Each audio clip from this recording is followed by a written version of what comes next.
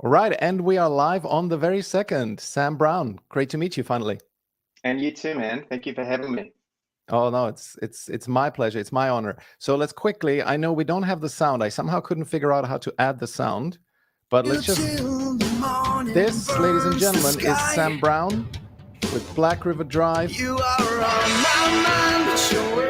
Really, really good song. I only now discovered that you were such a rock star. So maybe we start there. Maybe we start there. How was it? How was it being such a rock star, man? Well, it was a long time ago, but yeah, I mean, it was actually kind of like the beginning of. It actually leads to now, really. So I started my first online business, Find a Band, which, as the name suggests, helps people find a band. And I really just did that as a means of paying for my music career that I wanted to have. I didn't have a music career. I was working in sales in corporate. I was actually working for Yahoo at the time. And you know, I was in this corporate job till 9 to 5 every day. I'd get home tired. I wouldn't want to work. And actually a guy that I'd been teaching guitar, who really, when I started teaching him, he could hardly play. He was making albums. And I thought, man, this dude's making albums and I'm sitting here in my cubicle. And I taught him how to play guitar. So there's something wrong with that. And it kind of spurred me on to find a way to have an income without having a job. And honestly, at that point, I wasn't sort of interested in entrepreneurship particularly. It was just a means to an end. And from there, the agency in the very early years, like any new business, was very low in terms of dollars. Lots of time in, very few dollars out. But it was a good apprenticeship, and it did pay for me to make that first album that song was on. So we did that album over the course of 2010. We released it in October 2010. And I remember that month because my daughter was also born that month. So that was a big month for me, October of that year. That's and yeah. And so yeah, we did the band thing for I think about 6 years in total. So we did that album. We had 2 songs that went to #1 on the New Zealand rock charts. Wow. Which was cool. It was a really cool experience, and a really big goal to hit. I don't know if it'll be in there or not, to be honest. Hopefully it is. And then we toured it and so forth. It was really exciting. It kind of felt like it was all going to happen. It was like a really big there was a big buzz, I guess, at that point, and it was like, maybe this is going to work out. And so then after we toured it around New Zealand, we didn't take it any further than that. We spent a couple of years working on songs, and I actually wrote the word Nashville on the whiteboard in our band rehearsal room. Some friends of ours had done a record there and come back telling us how amazing it was, and we really wanted to go. And, you know, that's the other side of the world for us. So it was a huge thing to go from little old New Zealand to Nashville. And I didn't know how we were going to do it, but I wrote the word up there and started, I guess, kind of putting my mind to it. And we ended up crowdfunding a huge part of the cost through a New Zealand version of Kickstarter. And we also put more agency money in. So again, Find a Band helped a lot with that cost, which was substantial. And we did, in fact, go to Nashville. We recorded with an amazing producer who'd worked with bands like Alice in Chains, Ozzy Osbourne, Kiss, some huge rock bands. And that album, I don't think, none of the songs, ultimately, honestly, I much prefer that second album. It was much more what I wanted to do, but it was much less radio friendly. It was sort of a heavier album. I was trying to do kind of an Alice in Chains type thing. And so, you know, it even though I prefer it musically, it didn't do as well. Then we were touring that one, and my voice actually blew out really badly. One night, I had been pushing it really hard. Vocally, it was a really hard record to perform, and which was my own fault because I'd written all the songs. And one night, I just couldn't sing. I actually could barely talk, and we actually did do the gig, and we used the backing track from the album, which still had my lead vocal on it, and I basically had to lip sync it without the audience knowing. And we had people come up Wow. afterwards and say, "That was the best show you guys have ever done. You sounded so good." It's because they were hearing my record vocal. That was the last. Wow. I think maybe we did a couple of other shows after that, much later when my voice recovered. But kind of the spirit of the band kind of died at that point. We really had pushed so hard for so many years, and everybody was kind of getting married, having kids, and moving into the next phase of their lives. And so that was kind of it. But you know, I look back on it really fondly. And as I said at the start, it really put me on the entrepreneur journey, and really kind of leads me to where I am now and what I'm doing now. Quick question on the voice topic. Do you have any long-term, did you experience any long-term consequences? Is your voice good now? Yeah, no, I don't have Completely? any problems now. It basically was like if you're a runner and you ran, you know, 20 marathons, it was like that. The muscles were exhausted. It Yeah. took about, it actually took a long time, probably about a year to get back to 100%. Mhm. And my confidence as a singer took longer, probably another year, to kind Mm. of feel like, yeah, I can definitely do this. There were quite a few false starts where I thought I was fully recovered, and then I'd go and do a show and blow my voice up again. It was weaker than I remembered it being. And do you think, could you now perform the same songs again at the same level of quality? Yeah, I could now. Yeah. Yeah. Okay. Um, Interesting. Yeah, I'm yeah. asking, is this, yeah, go ahead. Just I guess I suppose I would in the right circumstances, but the songs are, I mean, they're from like, you know, 12 years ago. And I was in my late 20s then. I just turned 40 recently. I think if I did it again, I would do a different music style. I would write new songs. You know, I would do something completely different. It's kind of like a phase of my life, you know. Yeah. hmm Yeah. No, I'm asking because I was not nearly at the same level as you. I was in a cover band and I blew out my voice by Mm, singing things like AC/DC and Guns N' Roses that I was simply not equipped to do. I'm much more of a Sinatra style crooner. right. And but we had way more fun singing that kind of the AC/DC stuff. And I completely overdid it. And it feels almost like I permanently damaged my voice. Like I still feel that I cannot get up to the old levels, but that could be just pure aging. Anyway, this is not about singing, and people have come to join us in order to hear about you and your LinkedIn exploits. So Sure. can you share your story? How did it come from you being a rock star, then find a band or kind of doing that in parallel, to you now being on LinkedIn and being the LinkedIn prodigy that you are? Yeah, and that's your word, not mine. I was thinking it's I more know, like yeah, absolutely mine. the LinkedIn idiot savant. Yeah, so okay. You know, it's such a funny thing, man. I think there's a lot lately that it's like COVID is another example of this. You just don't know where you could be in a year or 2 years or 3 years. And you know, anybody who's sort of a serious entrepreneur is a planner and a goal setter and a 5-year plan person, and I'm all of those things. And yet, you know, who could predicted that we would be facing what we're facing with the pandemic? Who could have predicted Ukraine situation? It just, you know, these things just come out of nowhere. And I mean, not to compare my situation to what's going on there, but at all. But just in terms of the unexpected nature of life, LinkedIn is like that for me. If you told me 5 months ago we'd be having this conversation because I had all this, you know, I was having success on LinkedIn, it honestly, it was not remotely a part of my life then. And I'm trying to think back to what exactly happened. I think I must have been on there in, let's say, October 2021, October, November, something like that. And I must have read one of Justin Welsh's posts and seen how much cut through he was getting. I can't remember the exact moment, but obviously I did at some point see what he was doing and see that he was offering this course. I think it was on special for like $90. And it seemed kind of too good to be true. And then I looked up his profile to see how he was doing. I think he had like 150,000, 130,000 fans at the time, followers. And I was like, yeah, this guy's the real deal. He really knows how to do this stuff. And for whatever reason, I thought, okay, I'm going to learn LinkedIn.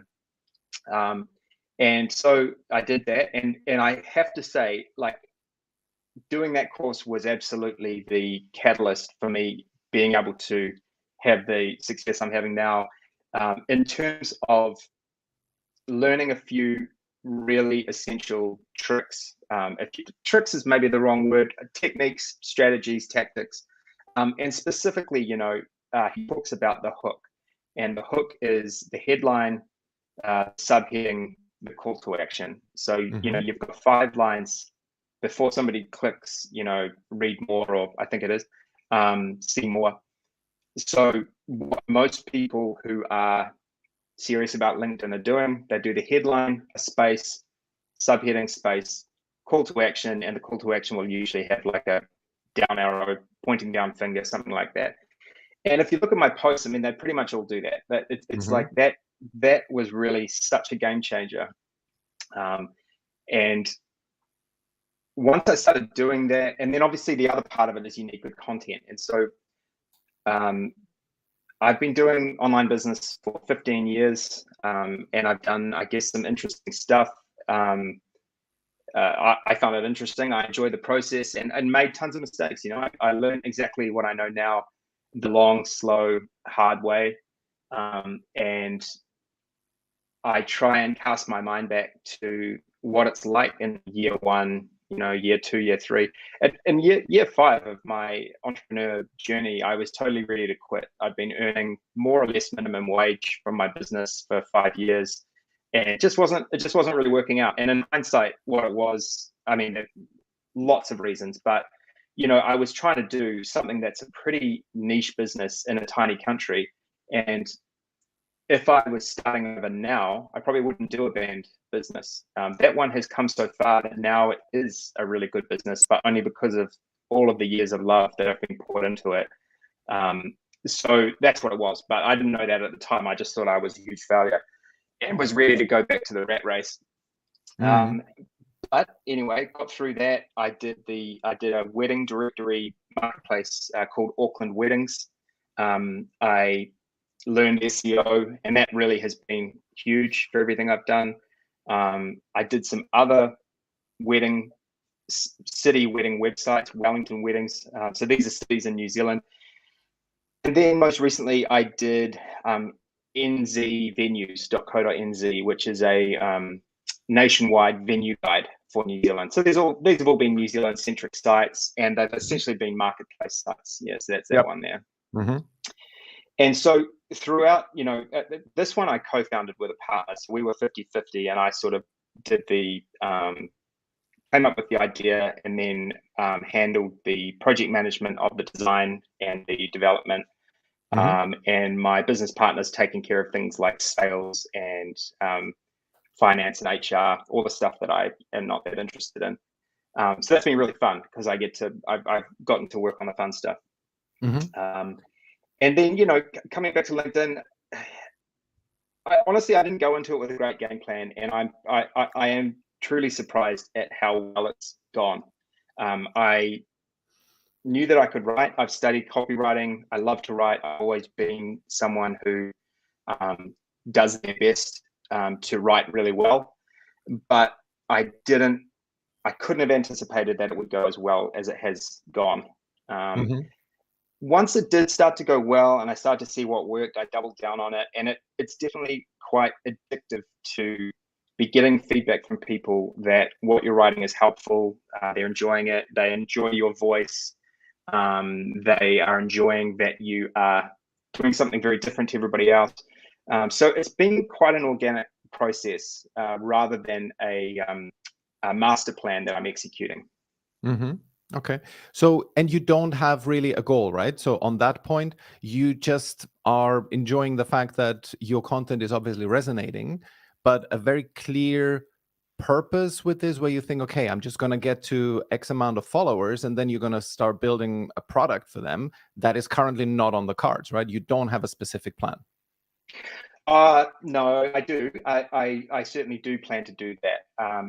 And again, I didn't know that at the outset. I didn't know how well things would go, but I am planning on, the way I see it, I'm building a personal brand. I'm building an audience who like what I'm talking about and want to learn more about what I'm talking about. And yeah, I'm sort of actively conceptualizing, for example, a course, possibly a book, digital products for sure. Mm-hmm. Okay, good. And so just to quickly rewind your past businesses, which ones were the one that was the most successful, from like NZ Venue Hire or the wedding business? Which ones was the one that sort of was your claim to success? Yeah, actually the band one, believe it or not, by far. Well, the band one. Okay. Yeah. So I think the venues one will be the biggest of the ones I've done so far, but only launched in 2019, so it's still just 6-figure. The Find a Band is 7 figures. We did 7 for the first time in 2019, and it had been very steady upward growth for every single year, really. It grew by about 20% a year on year. I just hired quite a big team, or a bigger team than I'd ever had. And then COVID hit, and had to let people go, had to reduce right down, and really it's been 2 years of treading water. And again, if not for COVID, there's no way I'd be so active on LinkedIn. I'd be probably just running my various businesses and behind the scenes, as I have done for many years. Yeah. Okay. So in terms of your involvement on LinkedIn, I kind of went back in the timeline back to when you actually started the 1 or 2 months ago. This was just the typical 3 months ago, Find a Band is hiring post. And then you went into it about a month ago, which on LinkedIn usually means 2 months. You said you started talking about your online business. Is this already now after having done the Justin Welsh course that you started with this at this point? I think that's the first one where I'd done his course. Okay, good. I'm pretty sure. And so do you have you said you don't have a master plan, but it seems, what I really appreciate about your writing is that it seems to be like a coherent persona. Not that you're crafting it, you're probably a natural at that, but I feel that you have a rare combination of, first of all, your content is very specific and very helpful. Like, for example, that concept of the sidecar posts, where you mentioned sidecar posts. Maybe could you quickly explain what that is? Yeah.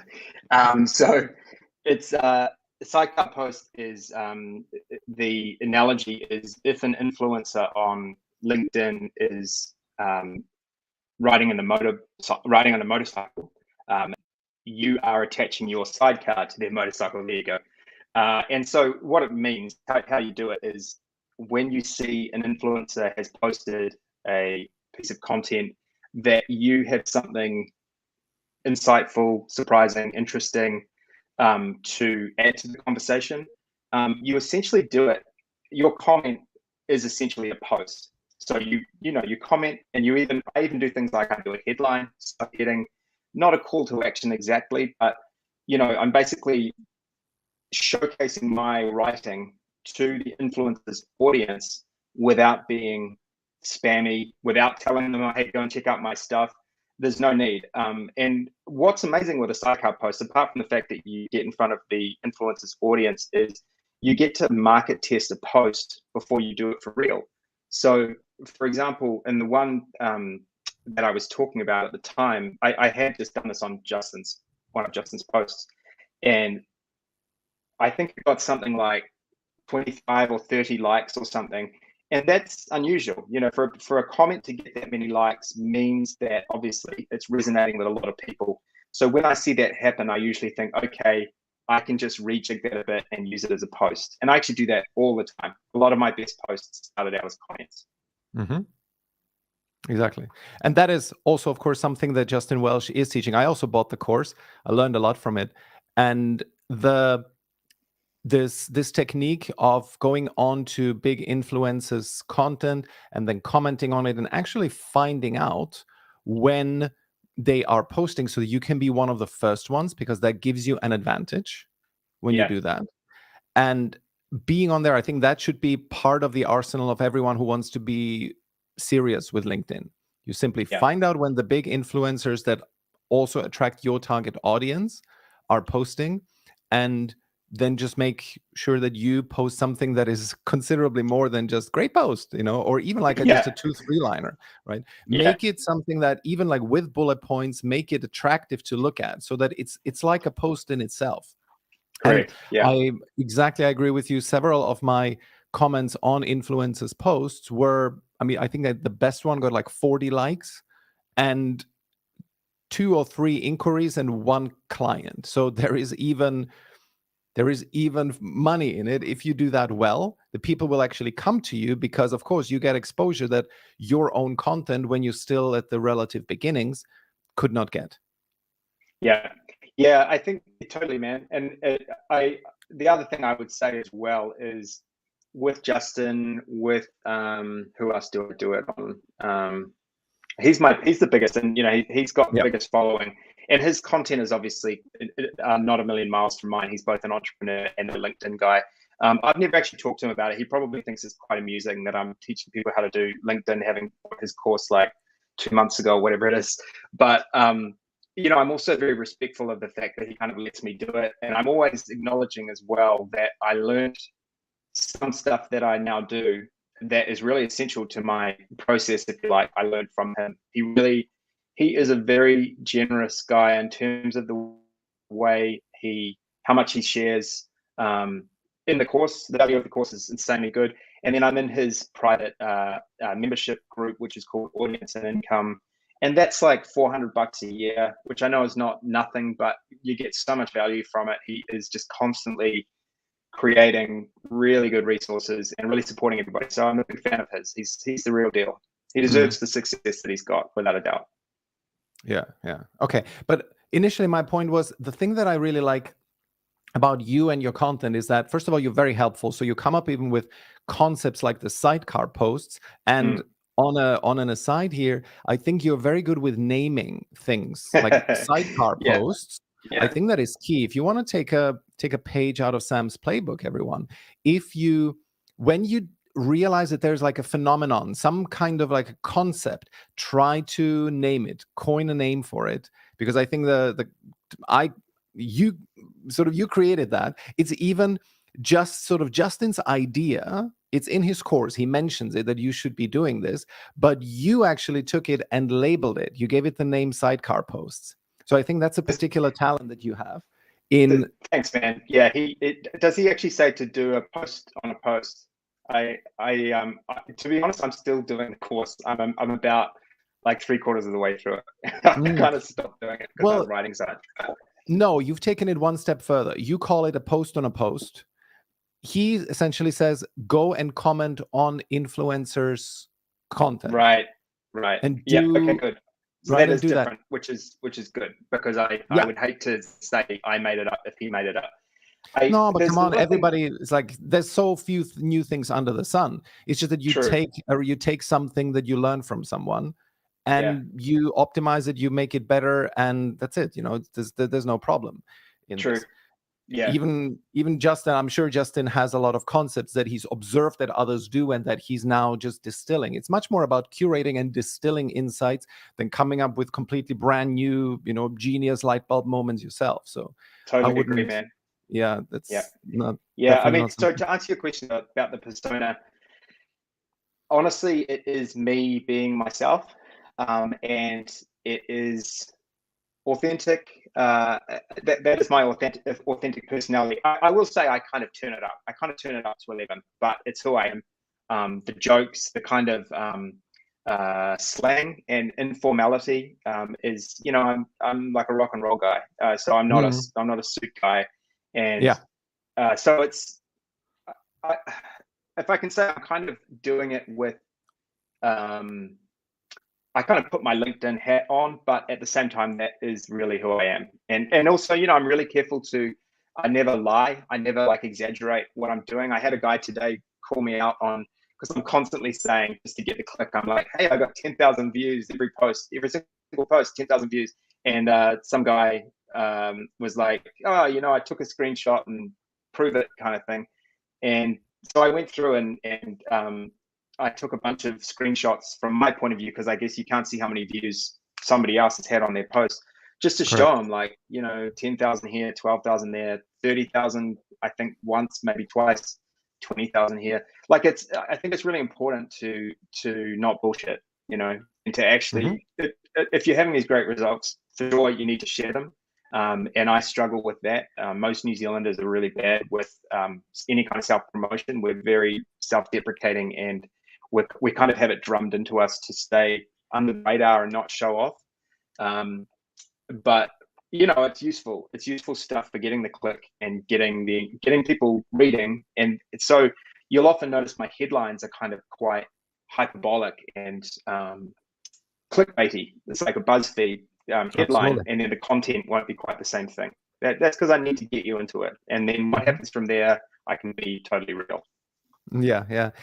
And so what is the recipe? I'm kind of trying to distill a recipe from you, not necessarily to copy it in any way, but just to learn, right? So I think some of the things that you have, first of all, you are really helpful and come up with great ideas and concepts. Like, you had this one thing where you suggested to put the links at the footer of your post, right? Which is where we actually started talking and thinking, hey, could this actually be damaging your reach? Which is an open question. But like, you give very specific advice. That's my point. Second, you are really funny. Like, there was this one post with Axl Rose that genuinely, and it does not happen very rarely. Let's see if we can quickly find it. This one. That is so good. Yeah, you actually had me laughing out loud, Oh, that's good. I love that one too. Yeah. Did you come up with that? Yeah. That's great. I love it. Yeah. I mean, I saw somebody else do it with different pictures, and I thought, oh, what about that picture of Axl Rose looking terrible? Because it's true. My profile pic is like super cool and, in a beautiful studio.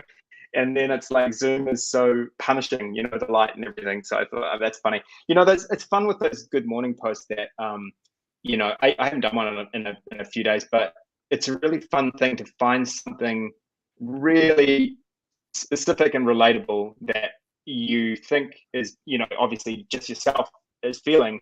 And the more specific you are, the funnier it is, because everybody goes, yeah, that's me as well, so that's just like a fun little challenge.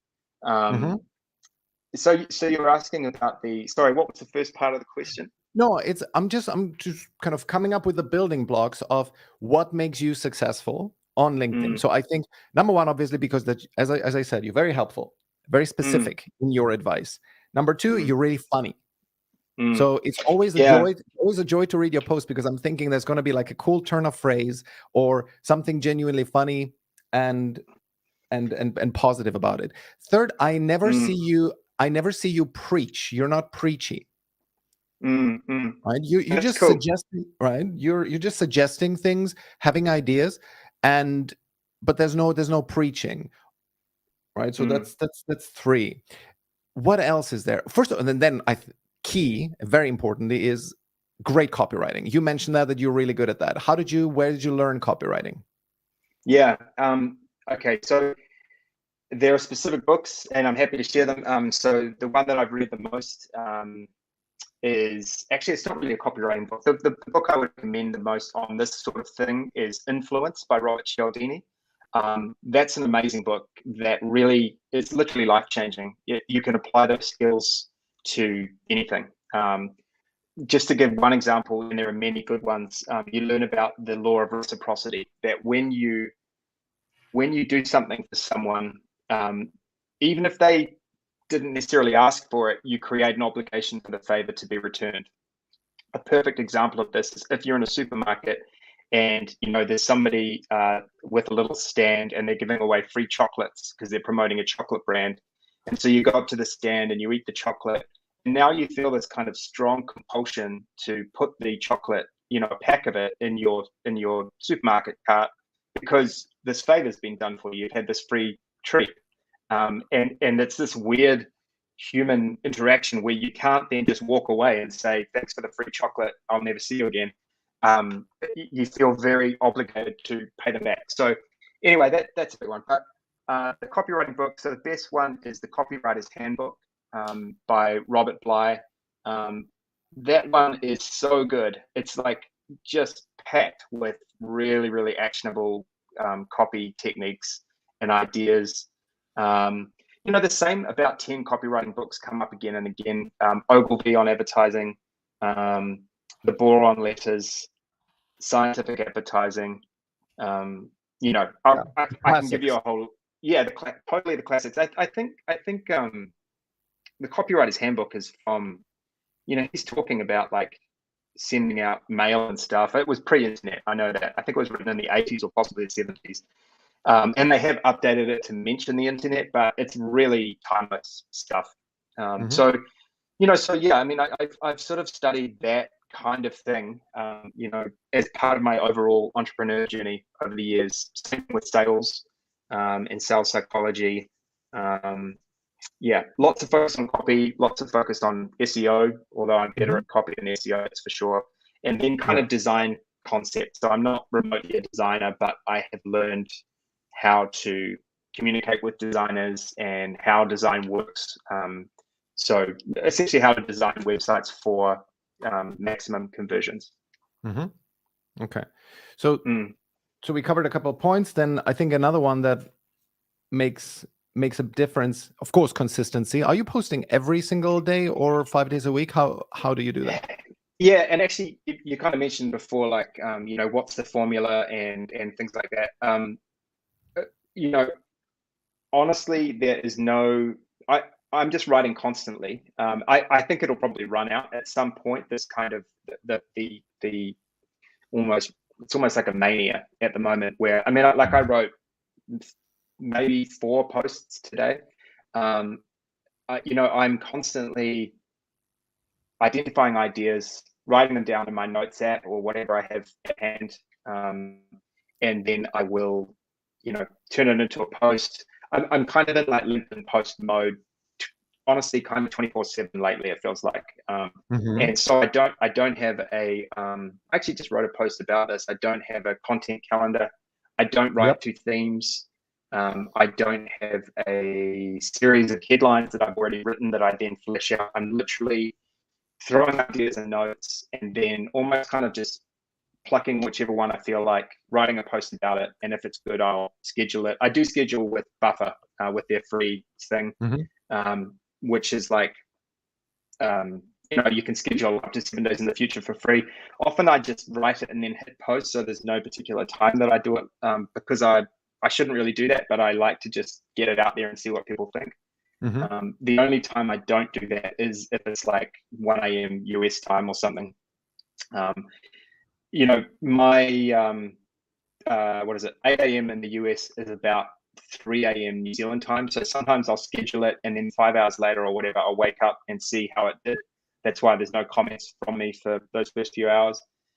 So there's, what is happening right now is I'm getting more and more structure, and I'm learning what's working for me, what I like. I actually just booked a series of Zoom calls with 10 people who engage with my content regularly.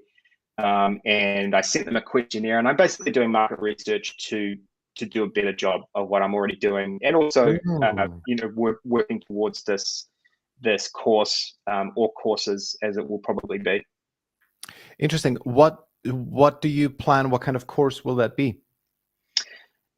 Man, I wish I had like a perfect answer. I mean, what I'm leaning towards is, a LinkedIn specific one, which will be, if you want to build an audience on LinkedIn, here's how I did it. I probably would not do that until I had about 10,000 followers. So, that's a few months away. And then I would love to do one on, I probably will start to write a lot more about entrepreneurship from here. And I'll be saying, here's how you come up with a great business based on your skills. To start, that's the biggest problem that people have is like, hey, I hate my job. I really want to start my own business, but I don't know which one I should do.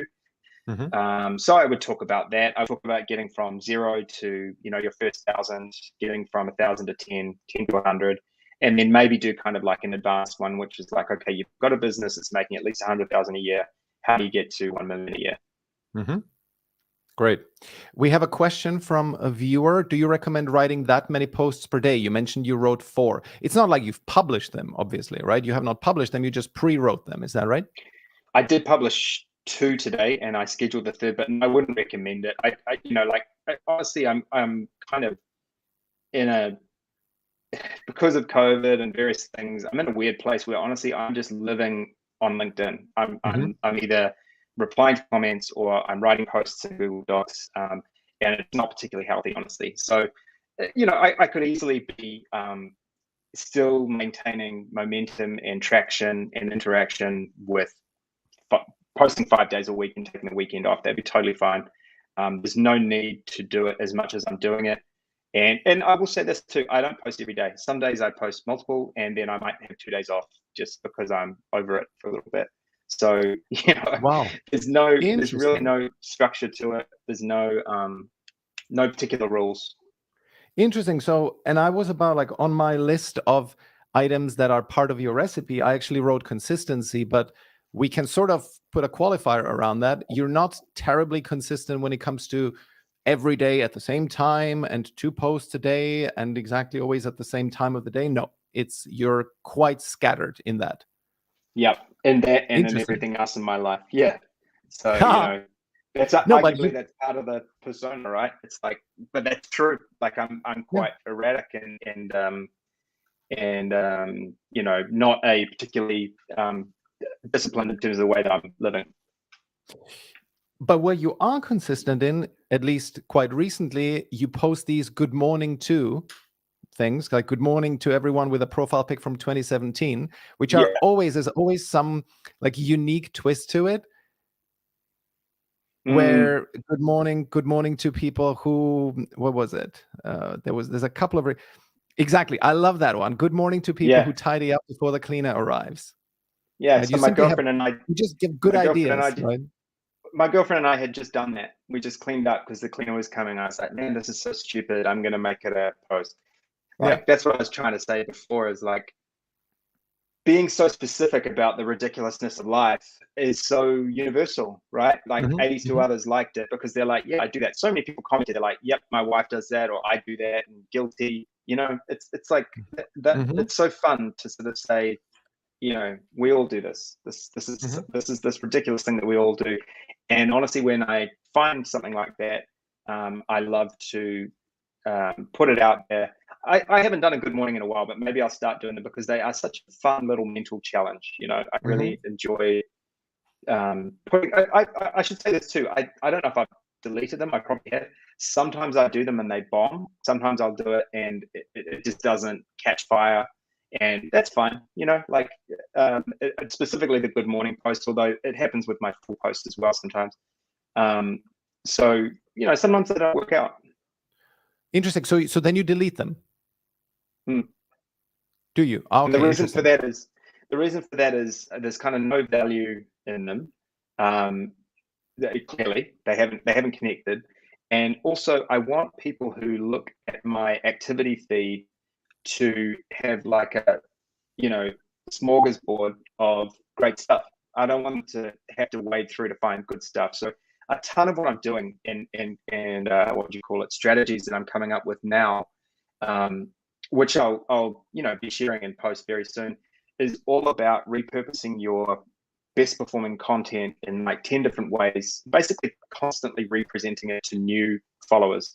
So the most obvious one, as you said, the way that we actually met was, you pointed out correctly, like after I made this big thing, like, hey, let's put heaps of links in the bottom of your post. And you're like, isn't that going to ruin the algorithm? And you're right. Yeah. So now I'm thinking, what you want to do is do your post, publish, let it run for like 7 days. So the algorithm is totally finished with it, and then go back and edit it and add links to all your other best performers at that point. Make sure all of your best performers have these links. And what happens is actually an SEO concept. Now you've got everything connected to everything else. So your follower can jump from post to post and see your best stuff. You're constantly presenting your best stuff. But the key is to not add those links until the algorithm is no longer a consideration. So like a week would be a safe bet that it's no longer in people's news feed. They're only going to see it in your featured content. Okay. So yeah, it's fascinating stuff. You then, I think it goes to show that there's so many different ways to succeed, and you have found your very idiosyncratic way to do that, because I don't think I have heard of anyone who does such a perfect curation of their stuff. Like, you don't want to, you're effectively optimizing for having great content on there, and that there's no post that has bombed. And it's really, this is the thing that everybody needs to decide what they want to optimize for. Right? For example, and I think my approach works for me quite nicely, because I don't mind at all if I have a post that bombs, because one of my worst performing posts, that was a couple of years ago, there was like 3 likes, but I got a client out of that. That's the key thing. And actually, there was one, and very often the people who become clients are very often lurkers. So the people who are the most active on my content, like the regulars, I think none of them are clients. Very few of them are actually clients of mine. They're just people who, for some reason, enjoy my content. They spread it widely, but very often those who become clients, and I have a high ticket program, they are the ones who just watch and observe. And that was what happened with this post. It got 3 likes. And by the way, one of those likes was me. At the time, I was still liking my own post. So two people. Yeah. Two other people liked my post, but one person stumbled over it. And this is, by the way, also another lesson from this is the person who stumbled over my post was somebody completely outside of my target audience. She's a corporate lawyer, but she saw my post and somehow it resonated with her. And she told her husband about me, who then became a client. And she did not even engage on that post, nothing. So just goes to show that, number one, I at least recommend, do not completely cull your connections. If you have connections from your old career, don't cull your old connections, because people's careers change, and a corporate person might become a yoga teacher the next year. So people's careers change, but also they have friends who then they might recommend you to. So that's one lesson. Second lesson is, I don't necessarily aim to have a perfectly curated feed where people see, wow, every single one of my posts is so successful, because for me, I do want to optimize for revenue. I don't want to optimize necessarily for popularity. So there you just see it's different, but that's because also I have a product, I have a service package that I sell.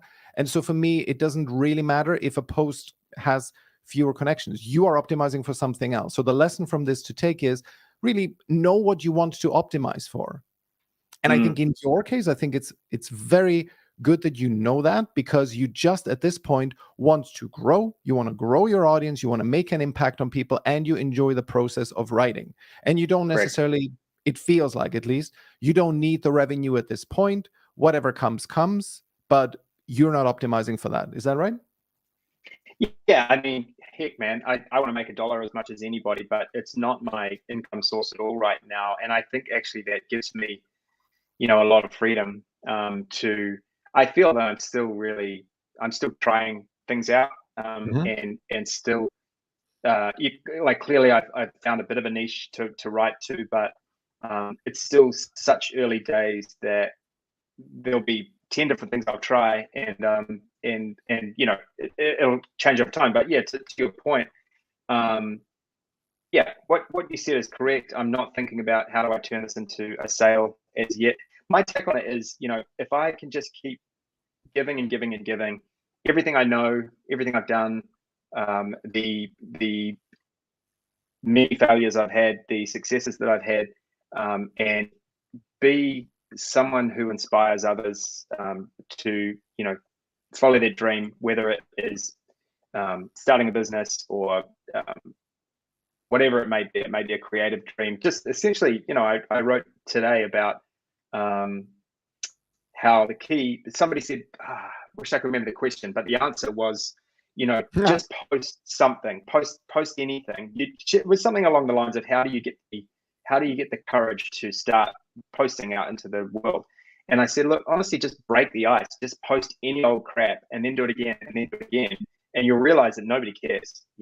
That was huge for me to go, if I post something that doesn't work out, nobody cares. Everybody cares about themselves and how they look and what they're wearing and how other people see them. They don't care about what I'm writing, what I'm publishing. They only care about what I'm writing if they like it. If they don't like it, they just scroll on past. And once you get comfortable with that, it's very liberating to just, you can become fearless about it. Exactly. Good. Couple of questions have come up. Ryan asks, do you find not being as scheduled helps you reach different audiences? Interesting. You know, I probably should do a better job of this, but I actually, the last few posts, I've been using the same hashtags, which are very wide-ranging ones, as in they have massive followings. They're some of the biggest. They're all in the top 20 hashtags on LinkedIn in general. And I mean, to answer Ryan's question, no, I see the same sort of people show up in the comments. There's usually some new names and so forth in there, and new followers and so forth, new connections sometimes. So no, and it's not to any, honestly, I don't even really keep track. I probably should. It's really bad, man. I just kind of go with the flow. So actually, I'm not sure if it's helping me or hindering me or either one. The one thing, as I mentioned earlier, I'm just careful not to do it at a time that's going to make no sense for the US audience, because ultimately I think that is who I'll be, quote unquote, selling to. That's who I'll be working with, to whether I'm helping them with launching businesses or succeeding on LinkedIn. It'll be US and Europe based people. Yeah. Cool. Another question is, have you gotten many SEO clients from your posts? Because you also run an SEO agency, is that right? Yeah, so we have a little agency, haroseo.co, which is, it's a real niche product. We just build backlinks using a service called helpfulness.com. That's the one there, yeah. And yeah, I have actually, Robert. I've had some great clients where, what doing all these posts and being authentic and so forth has done is, it builds trust and rapport, and people feel, even if you haven't interacted with them, they do get a feel for who you are and what you're about, what your values are. And so I had a few people spend, $4,000 US is one of our packages, without even booking a Zoom call to meet me first, because they already kind of know me from all the posts. Even though I haven't pushed it, we're actually basically at capacity right now. I need to hire more writers, but I haven't pushed the SEO thing apart from very early on. I think my very first, Justin Welch post was an SEO one, and I did get clients from that. Yeah. The business is the service is so specific that when I talk about it on a Facebook group or whatever, I usually end up getting a client from it. So it's easy to market, which is really cool. That's amazing. And then also you use, just kind of rounding out the recipe, I think this is what this conversation will be then about, like, what are the components of Sam Browne's success? You also use emojis quite extensively. So there's always, now recently you have the dinosaur. Is that also, I kind of see that there's a trend here that you just basically go on a whim and it usually ends up working out. So you just use emojis quite extensively, and they're usually quite funny and uncommon, like the dinosaur one. Is there any specific reason about the dinosaur, or is it just because you slay dragons? Is that a dragon in your... It's funny, man. Yeah. Okay. So, all right, the dinosaurs. So I had some terrible tagline. I forget what it was, but I kind of realized like it was a massive wasted opportunity. And excuse me. And so then I think it's copywriting, right? I wanted to get people to look and go, who is this guy? Slay dragons, kiss princesses. I think I had something serial entrepreneur and I built these businesses and blah, blah, blah. And I was like, everybody's got that. It's super boring. And so I workshopped it a bit, and I thought, what if I just put something really fun at the front of it? Slay dragons, kiss princesses. Okay, that's fun. And then I looked up the dragon emoji because I saw how people were breaking it up with emojis, and the dragon emoji is really crappy and doesn't really look like a dragon. And I thought, okay, there must be something I can put in there that's sort of dragon-esque. Yeah, you'll see. And the T-Rex was so cool. So I thought, okay, I'm just going to put a T-Rex in there and nobody will care. See what I mean? Just not very good. Not very dragon-esque, in my opinion. The T-Rex is much more impactful. So then I had this little T-Rex, and then I guess I started, maybe I signed off a post with a T-Rex or somebody else did or something. And I just thought, well, that's really fun. You know, it's really fun to have this little signature move. And the T-Rex is one that you don't see it a lot. I guess it's buried in the emoji list or something. So I didn't exactly think like, oh, this is going to be my emoji, but I did think that's a fun way to say this is one of my posts. So as far as it goes with using the headlines and stuff, you'll probably see that one's from 3 days ago. But most of the time now, I usually finish the 3 sentences at the top with an emoji each. I don't usually do them on both ends because it gets a bit busy. Like that's annoying me now, looking at it, thinking it looks like too much. But having one on the end of each sentence, like the one above it, looks good and it pops. So I'm always trying to find ways to make my especially my headline or the hook, i.e. those 3 lines. I want you to, Justin talks about scroll stoppers. That's what that is. You see it, you go, okay, how the heck do you do it? All right, well, what do you do? I'm curious, I need to know. And so the emojis are, do you know what, before LinkedIn, before these last couple of months, I'd never used emojis in any context. I thought they were stupid. I still do think they're pretty ridiculous, but anyway, they're a useful tool, right? And look, honestly, they do make the reading experience a bit more fun, and you can kind of you can break up your posts with them. So yeah, you can see that that's very much part of the formula. Yeah, and do you want to kind of go through like a few other things while we're on the call, or absolutely along the same lines? Okay, so like if you were to open one of these posts, and I can kind of talk about what I'm doing if you like. Yes, absolutely. Which one? Any of them will be fine. Okay, let's do today's. People think it's about money. Okay, cool.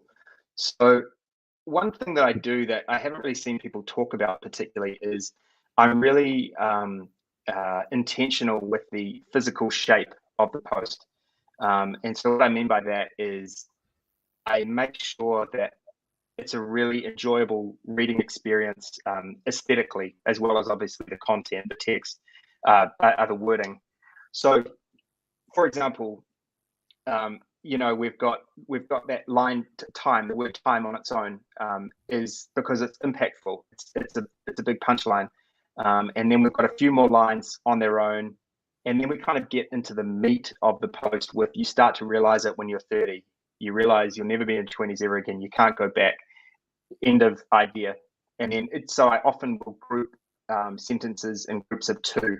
It's a really nice amount of text for your brain to take in at once. Then you jump to the next one. Then you jump to the next one. And so I'm trying to make it as digestible and painless for the reader as possible.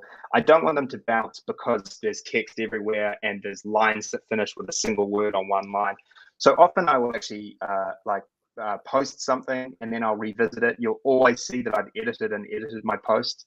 I'm always looking to make them feel good in terms of the shape of the actual text.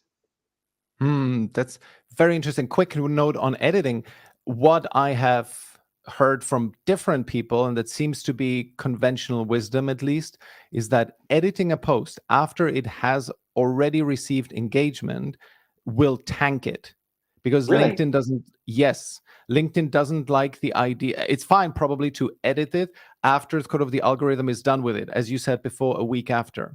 But while it's getting engagement, I got that idea from Shay Rowbottom, and several other people also mentioned that. Do not edit a single word while it's getting engagement. Why? Because LinkedIn doesn't like that. It means that you could then add something terrible into the post, and you will have 30 people who already liked it.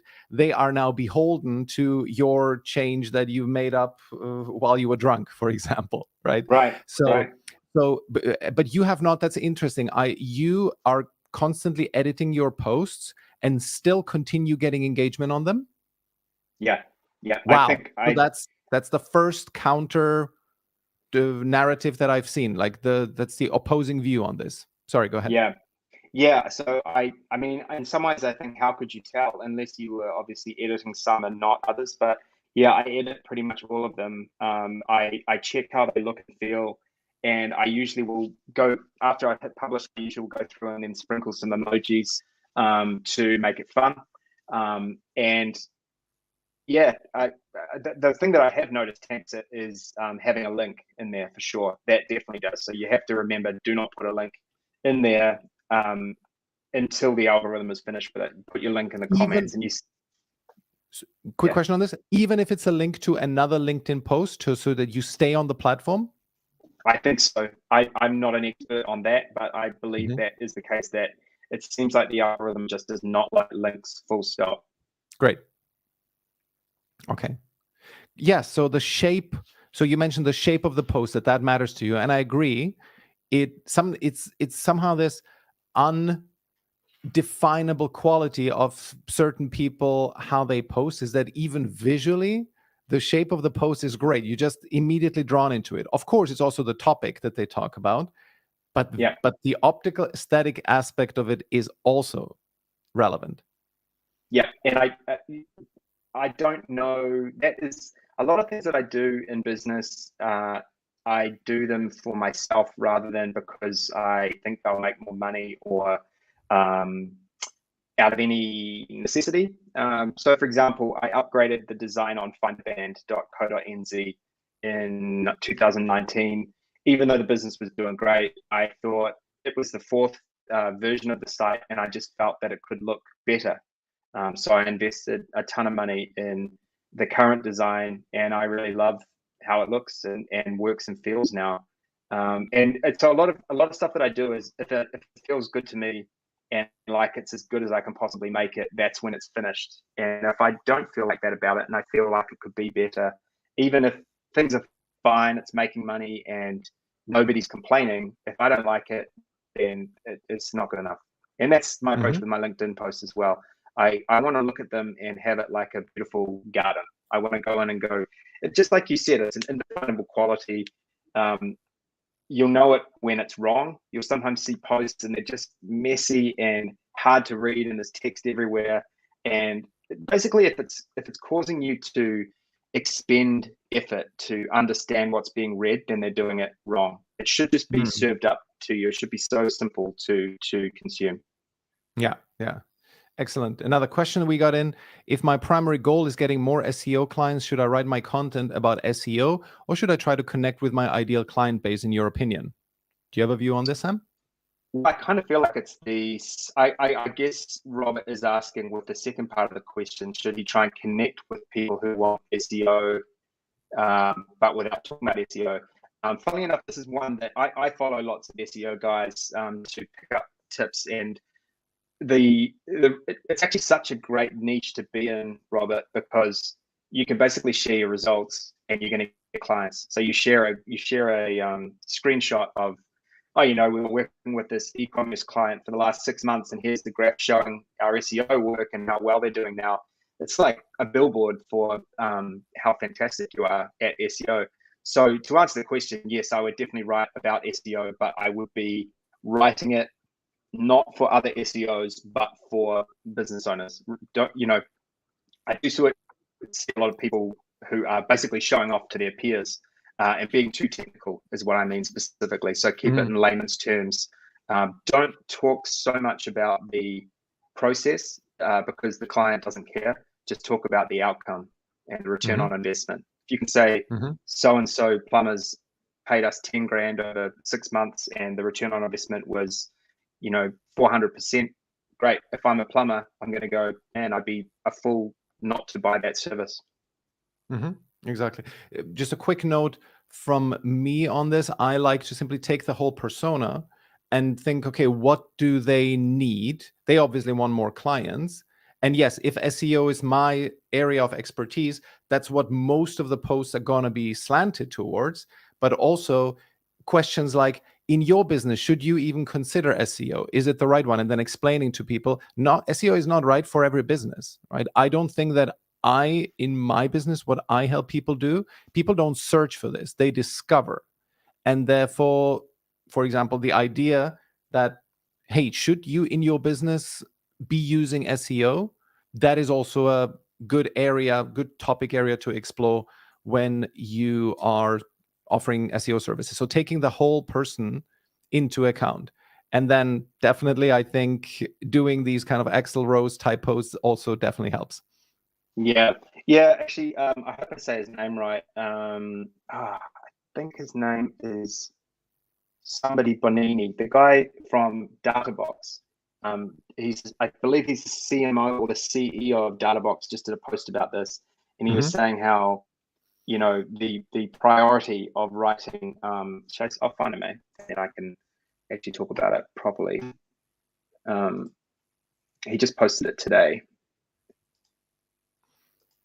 If you can share the name, I could quickly share it on my screen. Yeah, I can't remember his name. I'm just going to try and find him. But he was just saying how the average person writing content focuses on things like keywords and you know, sales and such. John Bonini is the guy. So it is his LinkedIn is /JBONINI. I actually think it's his most recent post. Yeah, it is. So he says reasons why companies blog. One, to generate more, for more keywords, generate traffic, to get more newsletter subscribers. So he writes this long list of like marketer stuff. And then at number 50, he writes to educate readers. And then he says reasons why people read blog posts. Number one, to learn, you know, to be educated.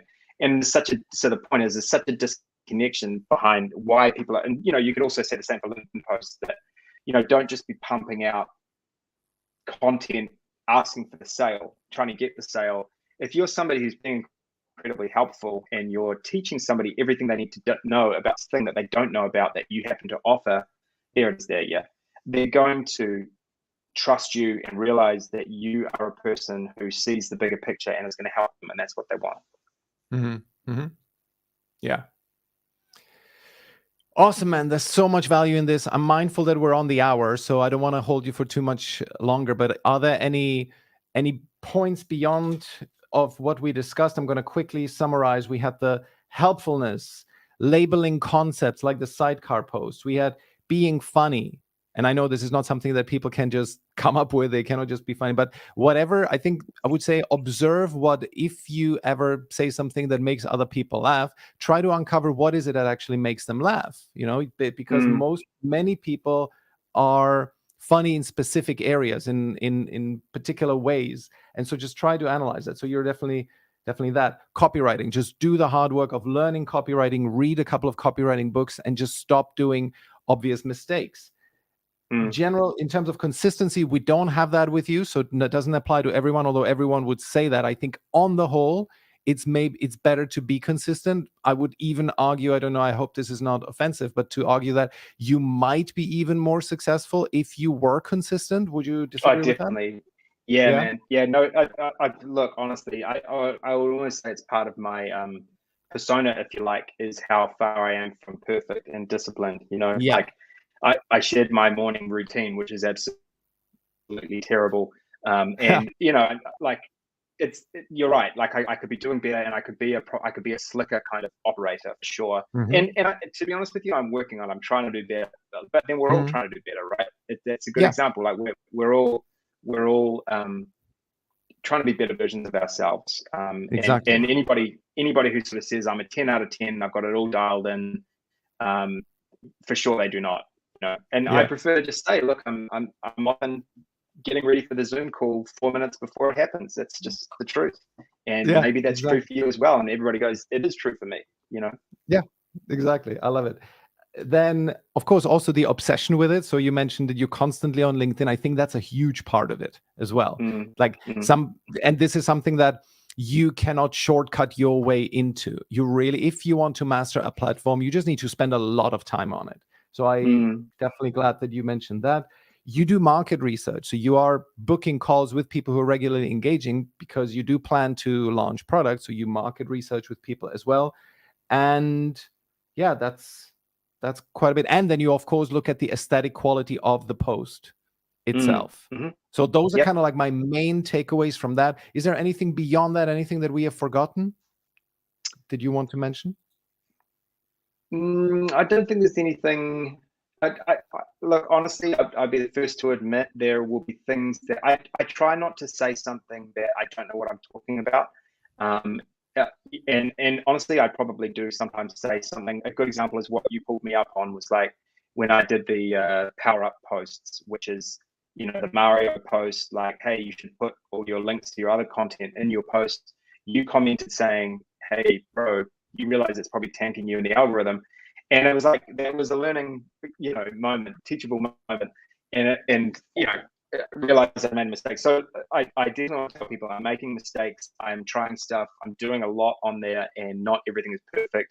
My tagline is not perfect. I'm looking at it now, and it's so busy, and there's so much going on with it. So I guess what I offer is an honest, somebody who is still figuring LinkedIn out, and I'm almost as surprised as everyone else that it's going as well as it is.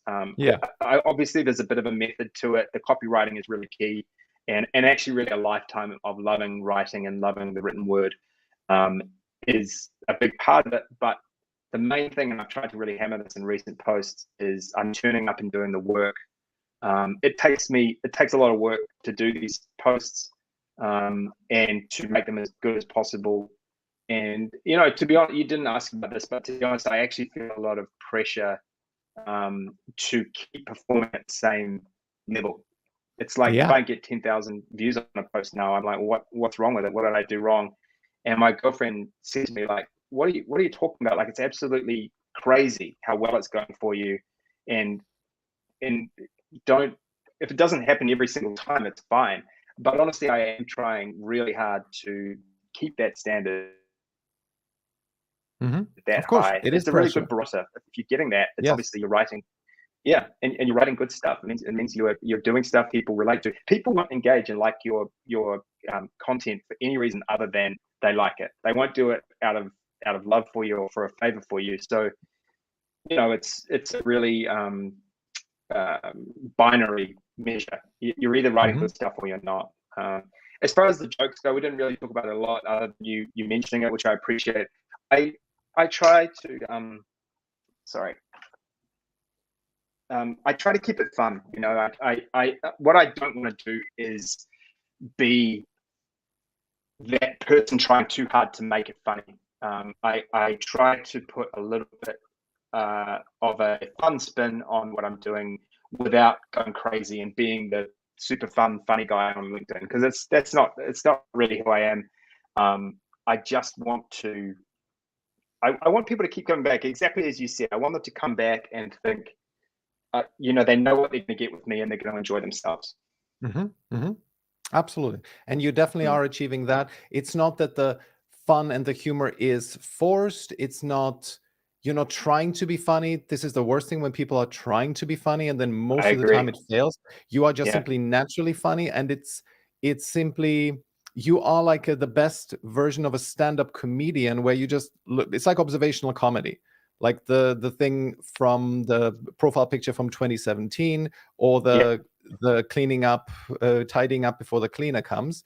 Those are great examples of simply observations that are genuine, right? You can tell it's not, you're not cribbing from anyone. Right. And that's the thing that makes it natural.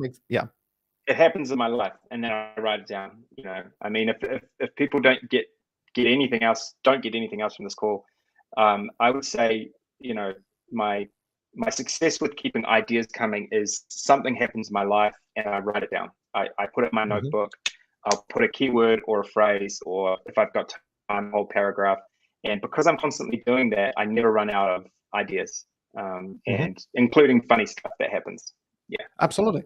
You should have, like, I have a list of topics that I want to write about, and that's super easily accessible. It's just a very practical tip.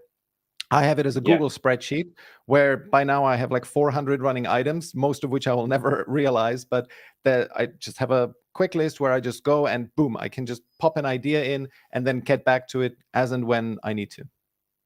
Yeah, that's it. Once you start to flex that muscle, when I first started, I was like, what am I going to talk about? What am I going to write about? And I really didn't know, and didn't have the first idea. And now it's like a tap that I can't even turn off. It's gone from being a trickle to a flood. I'm sure this will be the same for you, that there's no shortage of ideas out there. Any given day, I could come up with 20 ideas, no problem. Cool. Awesome. Final question, and that I find that funny. I didn't even realize there was a humor in your post. I just found value in them. Well, Oh, Robert, I don't think that that is everybody is blessed brutal. with a sense of humor, sir.